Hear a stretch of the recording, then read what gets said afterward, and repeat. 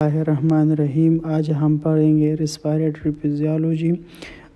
Physiology हमने ख़त्म की। आज हमारा पहला लेक्चर होगा रेस्पिरेटरी पैथोलॉजी के मुतालिक।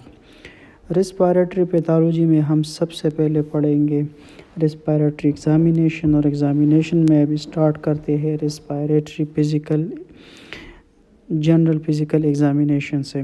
जनरल फ़िज़िकल एग्ज़ामिनेशन से पहले आप ये बात याद रखें कि रेस्पिरेटरी सिस्टम की जितनी भी डिजीज़ है तकरीबन उन सारों की जो सिम्टम्स है वो एक दूसरे से मिलते जुलते हैं, यानी डिस्निया, कफ, स्पूटम, ये सारी चीज़ें ना आपको मिलेगी। मगर रेस्पिरेटरी सिस्टम में डायग्नोज हमेशा साइंस के ऊपर बनता है।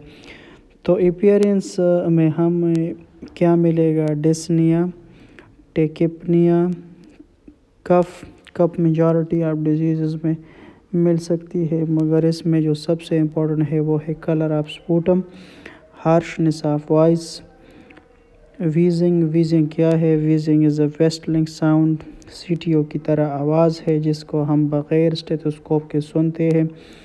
नाइसी साउंड या नाइसी ब्रीथिंग को हम स्ट्राइडर कहते हैं, और स्ट्राइडर जब भी ब्रोंकियल ऑब्स्ट्रक्शन होगा तो स्ट्राइडर हम सुनेंगे। फिर नॉर्मली एसेसरी मसल्स की इस्तेमाल ब्रीथिंग में नहीं होती। जब भी इस्तेमाल होगा तो COPD आपने नहीं भूलना। इंस्पायरेशन के ऊपर कौन से मसल्स है जो हिस्सा लेते हैं? वो है sternocleidomastoid muscles, trapezius muscles, scalene muscles. और एक्सपायरेशन के ऊपर latissimus dorsi muscles and abdominis muscles. ये तमाम मसल्स क्या करते हैं? ये रेस्पिरेशन में हिस्सा लेते हैं। कौन सी डिज़ीज़ में? जब किसी पेशेंट को COPD हो, और COPD की दो वेरिएंट है, एक है क्रॉनिक ब्रोंकाइटिस और दूसरा है एम्फाइजीमा। तो एम्फाइजीमा के अंदर use of accessory muscles on breathing आपको मिलेंगे। अब इसके बाद आते हैं pattern of breathing. Pattern of breathing में सबसे पहले जो हमारे साथ पैटर्न है वो है चाइन स्ट्रोक ब्रीथिंग। चाइन स्ट्रोक ब्रीथिंग में क्या है? जब भी एपनिया सबसे पहले एपनिया को समझते हैं कि एपनिया से है जब भी 10 सेकंड से ऊपर सेजेशन ऑफ ब्रीथ हो जाए, इसको एपनिया कहते हैं। अगर यही 10 सेकंड से कम टाइम के लिए हो तो इसको हाइपो एपनिया कहते हैं। जब भी पीरियड ऑफ एपनिया इसमें अल्टरनेट, यानी इसका मतलब ये है कि एपनिया के साथ के ड्यूरेशन और टाइम में फ़र्क आ जाए, इसको चाइन स्ट्रोक ब्रीथिंग कहते हैं। तो चाइन स्ट्रोक ब्रीथिंग कब हमें मिल जाती है? जब ब्रेन डैमेज होता है। ब्रेन में कौन सी जगह? रेस्पिरेटरी सेंटर जो मेडुला के अंदर है। और ब्रेन कब डैमेज होता है? जब स्ट्रोक होता है और जब ट्रामा होता है। तो जब स्ट्रोक और ट्रामा होगा, रेस्पिरेटरी सेंटर डैमेज होगा, ब्रेन डैमेज होगा, ब्रेन से एपनिया होगा, और जब भी एपनिया उसके पीरियड में अल्ट्रेशन आ जाए, इसको हम चाइन स्ट्रोक ब्रीथिंग कहते हैं। स्मॉल ब्रीथिंग DKA के अंदर होती है, डायबिटिक कीटोएसिडोसिस के अंदर, एसिडोसिस के अंदर स्मॉल ब्रीथिंग होती है। और ये इसका पैटर्न किस तरह है? ये रैपिड और डीप ब्रीथिंग होती है। उसके बाद आता है एटैक्सिक ब्रीथिंग। एटैक्सिक ब्रीथिंग क्या चीज़ है? ये इर्रेगुलर ब्रीथिंग है इन ड्यूरेशन एंड डेप्थ, ठीक है। और ये हमें कब मिल जाता है? ये हमें ब्रेन स्टेम के डैमेज में मिल जाता है। उसके बाद आते हैं हाइपर वेंटिलेशन। हाइपर वेंटिलेशन क्या है?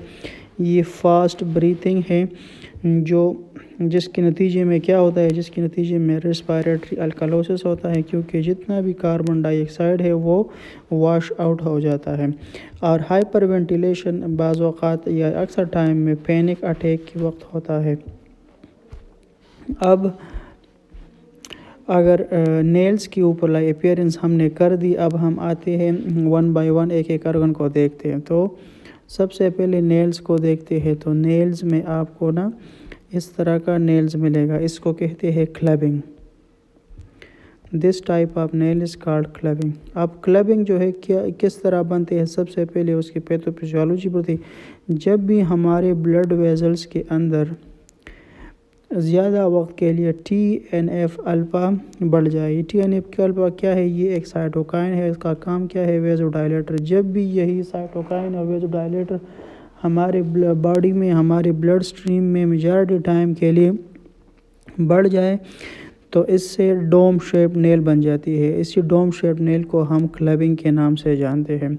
अब क्लबिंग की मुख्तलिफ़ काजेज़ है। ये क्लबिंग का नाम ही इसका निमोनिक बन सकता है और इससे हम इसके काजेज़ को याद कर सकते हैं। से मतलब है साइनोटिक हार्ट डिज़ीज़, L से मतलब है लीवर डिजीज़ और U से मतलब है यूरीमिया, B से मतलब है ब्रोंकोजेनिक कार्सिनोमा और B से मतलब है ब्रोंशिएक्टेसिस, I से मतलब है इंटरस्टिशियल लंग डिजीज़ या इन्फेक्टिव एंडोकार्डाइटिस और N से मतलब है न्यूप्लाज्म और G से मतलब है GIT डिजीज़ या irritable bowel disease. Inflammatory bowel disease, उसमें दो चीज़ें हैं, एक है अल्सरेटिव कोलाइटिस और एक है क्रोन डिज़ीज़। तो अल्सरेटिव कोलाइटिस के साथ क्लबिंग हमें मिल जाती है। रिस्पायरेटरी सिस्टम के अंदर 3 ही ऐसी डिज़ीज़ है जिसके अंदर क्लबिंग हमें मिल जाती है। एक है ब्रोंकोजेनिक कार्सिनोमा, दूसरी है ब्रोंशियोक्टासिस और तीसरी है इंटरस्टिशियल लंग डिजीज़।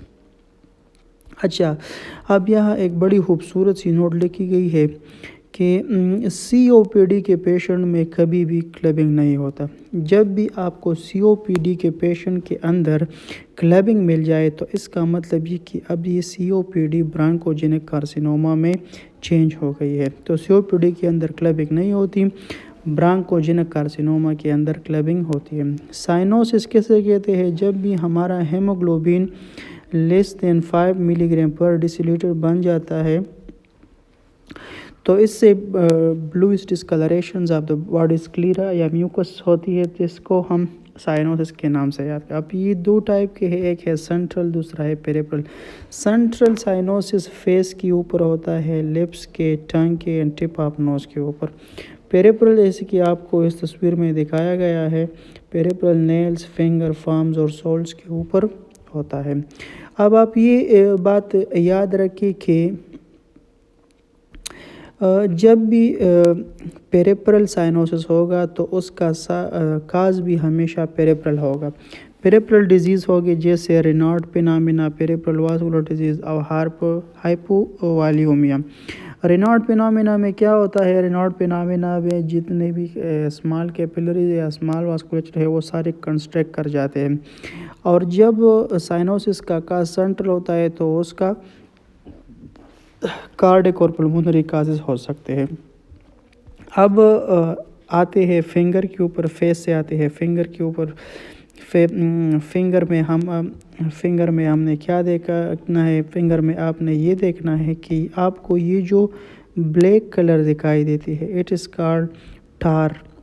इसको टार स्टेनिंग कहते हैं। यही टार आपको स्मोकर्स में मिल जाती है और स्मोकर के अंदर जो सबसे कॉमन डिजीज़ है वो है COPD and bronchogenic carcinoma. COPD के अंदर क्लबिंग नहीं होती और यही क्लबिंग अगर मिल जाए तो फिर ब्रोंकोजेनिक कार्सिनोमा में हमें नज़र आते हैं। फिर इसके बाद अगर देखा जाए रिस्ट में, तो रिस्ट में हमें हाइपरट्रोफिक ऑस्टियोआर्थ्रोपैथी मिल जाती है। ये क्या है? ये एक बड़ी रेयर सी कंडीशन है। जब भी रिस्ट में हमारे जो लॉन्ग बोन है, फॉर एग्जांपल रेडियस और अल्ना, उसकी इलांगेशन होती है। कौन सी जगह पर? उसके डिस्टल एंड पर क्या होती है? इसकी इलांगेशन होती है और ये कंडीशन हमें मिल जाता है ब्रोंकोजेनिक कार्सिनोमा या लंग कार्सिनोमा के अंदर। इसका मैकेनिज़्म कैसा है कि इसमें मैलिग्नेंट सेल्स जो है वो रिलीज़ करते हैं किस चीज़ को? साइटोकाइंस को। वो साइटोकाइंस क्या करते हैं? जब बोन्स के ऊपर, इसी बोन्स के ऊपर जो लेयर है उसको पीरियोस्टियम कहते हैं, उसी पीरियोस्टियम की इन्फ्लेमेशन को पीरियोस्टाइटिस कहते हैं। तो ये मैलिग्नेंट सेल पीरियोस्टाइटिस करते हैं जिसकी वजह से इलांगेशन होती है the distal end of the long bones at rest. ठीक है, उसके बाद फिर आते हैं फ्लैपिंग ट्रेमर्स। फ्लैपिंग ट्रेमर्स जो है it's a sign of alter state of conscious, लेकिन रेस्पिरेटरी में ये एक नॉन स्पेसिफिक है। और जब भी अल्टर स्टेट ऑफ कॉन्शियस होगा तब आपको फ्लेवर ट्रेमर्स मिल जाते हैं। इसके अंदर क्या होता है कि inability to hold wrist in extend position is called flavour tremor. अगर हम किसी पेशेंट को देखें कि अपना हाथ फैलाओ तो वो अपना हाथ सीधा नहीं फैला सकता, उसके हाथ ऊपर नीचे होंगे, जिसको हम फ्लेपिंग ट्रेमर्स कहते हैं।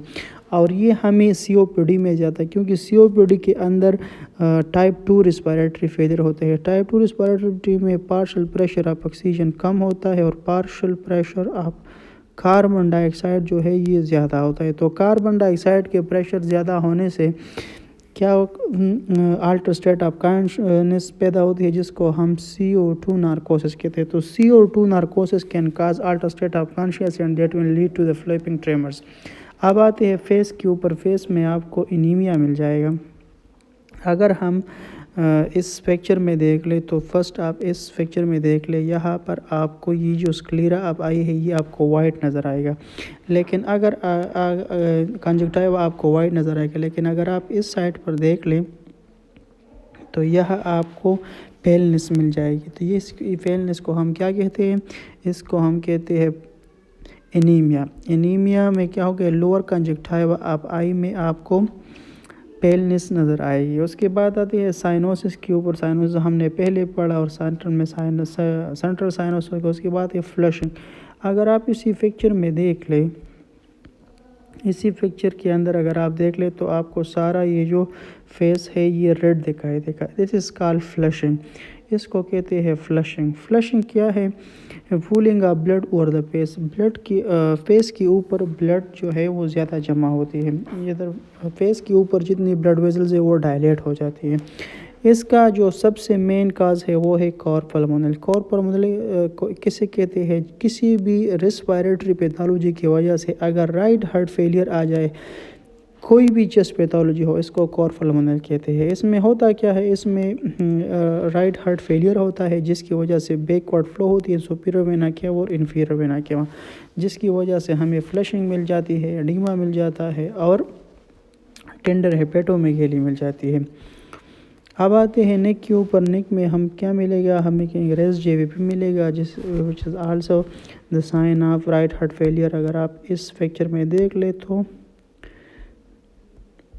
आपको ये जुगुलर वेनस आपको डिस्टिंक्ट मिलेगा। अब एब्डोमेन में टेंडर हेपेटोमेगेली मिलेगी और लेग्स में आपको एडिमा मिलेगा।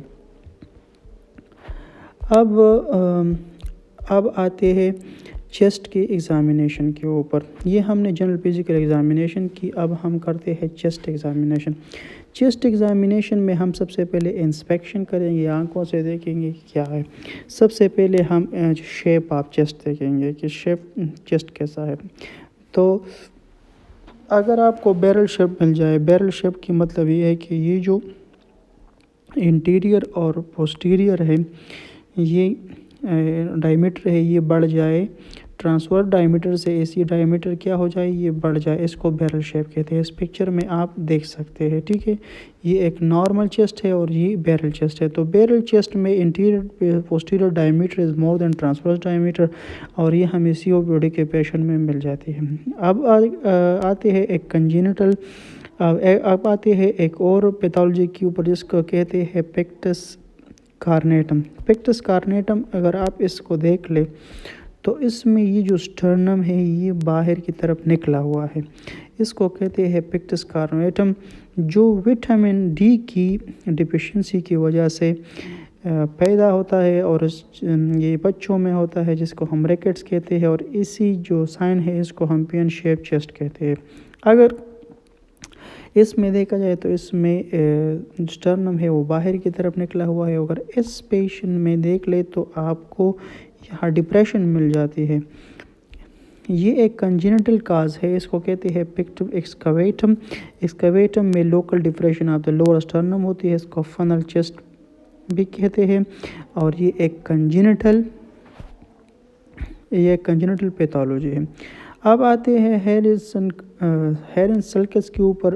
ये फॉर एग्जांपल ये हमारा डायफ्राम है। तो डायफ्राम के ऊपर ऐसी डिप्रेशंस मौजूद होते हैं, इसको हैरिसन सल्कस कहते हैं। ये भी एक कंजेनिटल डिफेक्ट है। उसके बाद आते हैं केपोसिस के ऊपर। केपोसिस के अंदर क्या होता है, ये वर्टेब्रल कॉलम जो है हमारा फ्रंट साइड पर क्या होता है, forward curvature of spine is called kyphosis. और स्केलियोसिस में आप देख सकते हैं कि इधर जो वर्टेब्रल कॉलम है वो एस की शेप में है, सीधा इस तरह होना चाहिए, ये इसके बजाय इस शेप में है। और अगर ये वर्टेब्रल कॉलम है जो लंबर में डिप्रेस हो जाए, इसको केपोसिस कहा जाता है, इसको लॉर्डोसिस कहते हैं। फिर तो केपोसिस, स्क्लेरोसिस और लॉर्डोसिस। फिर आते हैं मूड ऑफ ब्रीथिंग के ऊपर। तो ये डिपेंड अपॉन द जेंडर, अगर मेल है तो एब्डोमिनोथोरेसिक और अगर फीमेल है तो थोरेको एब्डोमिन रेस्पायरेशन करते हैं। अगर ये रिवर्स हो जाए, मेल में एब्डोमिनोथोरेसिक के बजाय थोरेको एब्डोमिन हो जाए, तो इसकी सबसे मेन काज क्या है, पेरिटोनाइटिस। और अगर फीमेल में थोरेको एब्डोमिन के बजाय एब्डोमिनोथोरेसिक हो जाए तो ये फ्लोरेसी की वजह से।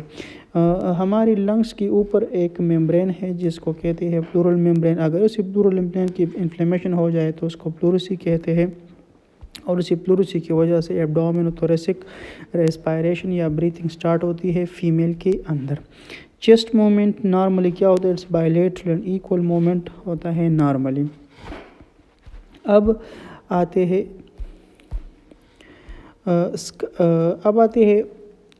देखते हैं कि किसी चेस्ट के ऊपर ना, अगर आप फॉर एग्जांपल इस चेस्ट के ऊपर देखें तो आप सबसे पहले देखेंगे कि इस चेस्ट के ऊपर कोई स्कार तो नहीं है, ठीक है।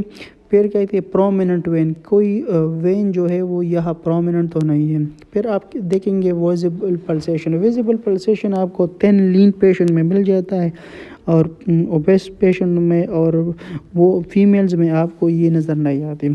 आप रेस्पायरेशन को भी यहाँ से काउंट कर सकते हैं। अब इंस्पेक्शन के बाद अब वक्त आ गया है कि आप पेशेंट को हाथ लगाए, इसको कहते हैं पल्सेशन। पल्पेशन में आप क्या करेंगे, सबसे पहले एपेक्स बीट को देख सकते हैं। एपेक्स बीट आप किस तरह देखिए, फॉर एग्जांपल ये हमारा स्टर्नम है और ये क्या है, ये क्लेविकुला है। मिड क्लेविकुलर लाइन से आप एक लाइन ड्रा कर सकते हैं और यहाँ पर फर्स्ट इंटरकोस्टल पे, थर्ड इंटरकोस्टल पे, फोर्थ इंटरकोस्टल, फिफ्थ इंटरकोस्टल पे। तो फिफ्थ इंटरकोस्टल पे से आप एक लाइन ड्रा कर सकते हो, यहाँ पर आपको क्या एपेक्स बीट आपको मिल सकती है। फिर आते हैं पोजीशन ऑफ ट्रेकिया के ऊपर। तो पोजीशन ऑफ ट्रेकिया में आप अगर आप देख लें तो ये जो क्लेविकुलर नाच है, क्लेविकुलर नाच के ऊपर रिंग फिंगर और इंडेक्स फिंगर रखते और बीच अजान हो रहा है, अजान सुन ले आप।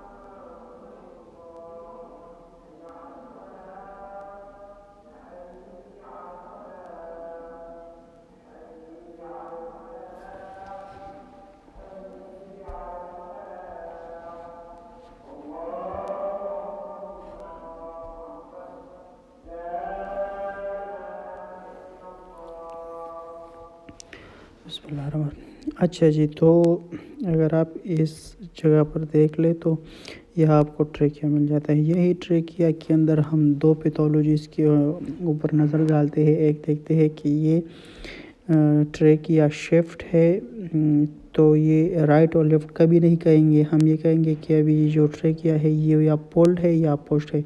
फॉर एग्जांपल इस साइड पर किसी लंग्स में पैथोलॉजी है, फाइब्रोसिस है, तो ये ट्रेकिया को जब अपनी साइड पर लेके आएंगे तो इसको हम कहते हैं कि द ट्रेकिया आर पुल्ड। अगर इस तरफ लंग्स में कोई पैथोलॉजी है और वो यहाँ जो ट्रेकिया है उस ट्रेकिया को इस साइड पर पुश करे तो इसको हम कहते हैं एट्रिया आर पुश्ड। और एट्रिया को दो ही हालतों में पुश करते हैं, एक होते हैं जब भी प्लूरल एफ्यूजन होगा या नीमोथोरिक्स होगा तो वो ट्रेकिया को पुश करेंगे, और जब भी लंग के अंदर फाइब्रोसिस होगे तो फाइब्रोसिस क्या करेगी, ट्रेकिया को अपनी तरफ अट्रैक्ट करेगी, जिसको हम कहेंगे ट्रेकिया आर पुल्ड। तो पोजीशन ऑफ ट्रेकिया ये है कि ये नॉर्मली क्या होती है, सेंट्रल में होती है। जब भी एबनॉर्मलिटी होती है तो ट्रेकिया या पुल होती है या पुश्ड होती है। For example lung fibrosis, lungs collapse के अंदर ट्रेकिया पुल्ड होती है और प्लूरल एफ्यूजन और न्यूमोथोरिक्स के अंदर ट्रेकिया पुश्ड होती है। चेस्ट मूवमेंट को देखते हैं। चेस्ट मूवमेंट जो होती है वो बायलेटरल इक्वल होता है। चेस्ट एक्सपेंशन 3 to 5 सेंटीमीटर होता है। और आपके पेशेंट के चेस्ट के ऊपर हाथ रखते हैं और पेशेंट को कहते हैं कि आप 333 या 999 बोले। और इसकी जो वॉइस की वाइब्रेशन है वो आप अपने हाथ से चेस्ट के ऊपर पल्पेट कर सकते हैं। अब आते हैं ये वोकल फ्रीमिटस जो है ये नॉर्मली प्रेजेंट होता है। अगर ये इंक्रीज़ हो जाए तो ये कब इंक्रीज़ होगा, ये कंसोलिडेशन या निमोनिया में इंक्रीज़ होगा। और ये डिक्रीज़ कब होगा, ये प्लूरल एफ्यूजन और न्यूमोथोरिक्स के अंदर डिक्रीज़ होगा। तो अब तक हमने प्लूरल एफ्यूजन और न्यूमोथोरिक्स के बारे में दो और चीज़ें भी पढ़ी कि प्लूरल एफ्यूजन और निमोनिया के अंदर क्या होता है, वोकल फ्रेमिटस जो है वो कम होता है और ट्रेकिया इसके अंदर क्या होती है, पुश्ड होती है। ये इन दो के बारे में हमने अभी ये पढ़ा। अब आते हैं पल्पेशन भी हो गई। अब हम परकशन करते हैं। परकशन में हम क्या करते हैं, आपको ऑलरेडी पता है कि एक हाथ चेस्ट के ऊपर रखते हैं और दूसरे अपने मिडल फिंगर से उसको टैप करते हैं। तो नॉर्मल जो है वो है रेजोनेंट। नॉर्मल परकशन जो है वो है रेजोनेंट। ये नॉर्मल चीज़ें हमेशा आपको याद रहनी चाहिए। जब भी आपको नॉर्मल चीज़ें याद होगी तो आप पैथोलॉजी को अच्छी तरह फिर डायग्नोज कर सकते हैं। तो परकशन में याद रखें कि the normal percussions of the chest is resonant. और साउंड में आप याद कर लेंगे the normal sound of chest is vesicular pattern. ठीक है जी। तो रेजोनेंट अगर ये हाइपर रेजोनेंट हो जाए तो hyper resonant is the hall mark of pneumothorax. ये न्यूमोथोरिक्स का हॉल मार्क है। तो अभी आप कह सकते हैं कि न्यूमोथोरिक्स का हॉल मार्क जो है वो है हाइपर रेजोनेंट। न्यूमोथोरिक्स के अंदर वोकल फ्रेमिटस जो है वो कम होती है। इसमें ट्रेकिया क्या होता है, पुश्ड होता है। तो ये चीज़ न्यूमोथोरिक्स के बारे में हो गई। उसके बाद फिर आती है डल परकशन। डल परकशन क्या होती है, इसमें कंसोलिडेशन हो, कोलैप्स और कैविटेशन, इन तीनों में आपको डल परकशन मिल जाती है। स्टोनी डल परकशन। स्टोनी डल परकशन क्या है, एक्चुअली में ये एक कोई आवाज़ नहीं है, ये जस्ट फीलिंग है जिसको आप इस तरह फील कर सकते हैं कि आप किसी स्टोन के ऊपर परकशन कर रहे हैं, सर आपको फील होगा। तो ये आपको प्लूरल एफ्यूजन में मिल जाती है। प्लूरल एफ्यूजन में स्टोनिडल परकशन होगा, वोकल फ्रेमिटस कम होगा और ट्रेकिया जो होगा वो पुश्ड होगा। ठीक है। अब आते हैं अस्कल्टेशन के ऊपर। इंस्पेक्शन, पल्पेशन, परकशन, ये सारी चीज़ें हो गई। अब आते हैं स्कल्टेशन। अब अगर आपने चेस्ट को समझना है और चेस्ट को खुलासे को याद रखना है तो बस सिर्फ आपको ये आना चाहिए कि अस्कल्टेशन ऑफ द चेस्ट, ये सारे चेस्ट का खुलासा है। नॉर्मल ब्रीथिंग जो है वो है वेजिकुलर पैटर्न। वेजिकुलर पैटर्न का मतलब क्या है कि लॉन्ग इंस्पायरेशन लॉन्ग होगी और शॉर्ट एक्सपायरेशन होगा और बीच में कोई गैप नहीं होगा। ठीक है, दोबारा कहता हूँ, लॉन्ग इंस्पायरेशन होगा, शॉर्ट एक्सपायरेशन होगा और बीच में कोई गैप नहीं होगा। अब आते हैं एबनॉर्मल पैटर्न के ऊपर। एबनॉर्मल पैटर्न में सबसे पहले जो पैटर्न है उसको कहते हैं ब्रोंकियल ब्रीथिंग। ब्रोंकियल ब्रीथिंग क्या है, इसमें इंस्पायरेशन और एक्सपायरेशन बोथ आर इक्वल, दोनों एक जैसे होते हैं और बीच में गैप होती है। ये हमको 3 C's के ऊपर मिल जाती है, जैसे कंसोलिडेशन, कोलैप्स एंड कैविटेशन।